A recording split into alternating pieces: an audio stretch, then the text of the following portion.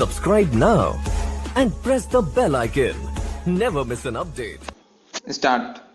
अपीलार्थी के विद्वान काउंसिल ने विद्वान कुटुंब न्यायालय द्वारा पारित आक्षेपित निर्णय और डिक्री की वैधता और विधि मान्यता को आक्षेपित करते हुए यह दलील दी है कि विद्वान कुटुंब न्यायालय ने विवाह विच्छेद के अनुरोध के लिए आवेदन को खारिज करने में विधि और तथ्य की गंभीर गलती की है।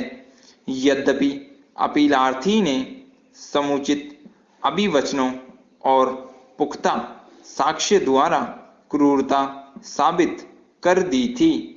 अपीलार्थी के विद्वान काउंसिल ने यह दलील दी है कि वादपत्र में उल्लिखित यह विनिर्दिष्ट अभिवचन की प्रत्यर्थी उसके माता पिता के साथ झगड़ा करती थी और उसने अपीलार्थी पर हमला भी किया था। साक्ष्य में विनिर्दिष्ट रूप से बताया गया है जो कि अकाट्य रहा है।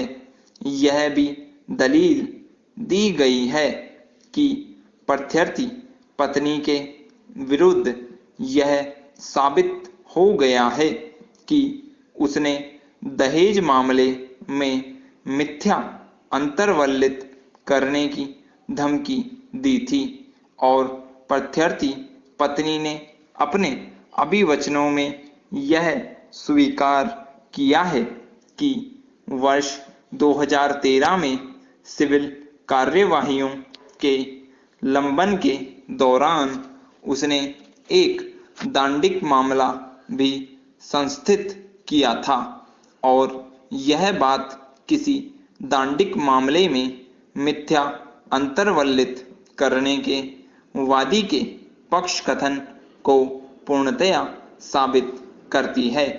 इससे अपीलार्थी को गंभीर मानसिक व्यथा हुई थी और इसलिए क्रूरता के आधार पर विवाह विच्छेद की डिक्री के अनुरोध के लिए यह एक कारण भी है।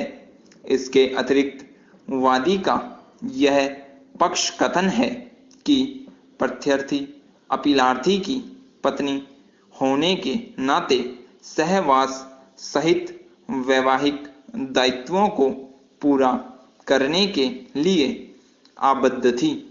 विशेष रूप से यह अभिवचन किया गया और साबित किया गया था कि वाद फाइल करने की तारीख तक ऐसे दायित्व विद्यमान होने के बावजूद प्रत्यर्थी ने इन दायित्वों को निभाने से इनकार कर दिया क्योंकि वह तारीख 8 फरवरी 2010 को अपनी ससुराल छोड़कर चली गई और इसके पश्चात अथक प्रयासों के बावजूद कभी नहीं लौटी।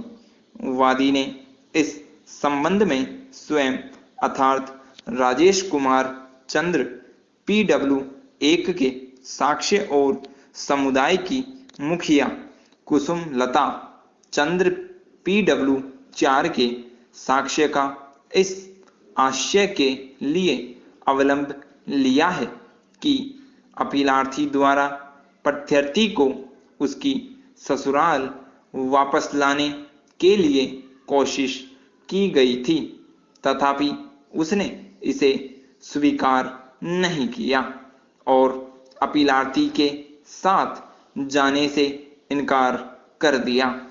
अपीलार्थी की सद्भावनाएं इस तथ्य से भी प्रदर्शित होती है कि उसने दाम्पत्य अधिकारों के प्रत्यास्थापन के लिए एक आवेदन फाइल किया था और ये कार्यवाहियां भी प्रत्यर्थी प्रतिवादी द्वारा किए गए इन कथनों को दृष्टिगत करते हुए वापस ले ली गई थी कि बच्चे के जन्म के पश्चात वह अपनी ससुराल वापस आ जाएगी और इसके पश्चात वह कभी भी वापस नहीं आई। और जब अपीलार्थी और उसके कुटुंब के सदस्यों ने उसे वापस लाने के लिए प्रयास किए तब उसने किसी दांडिक मामले में मिथ्या अंतर्वलित करने की धमकी दी।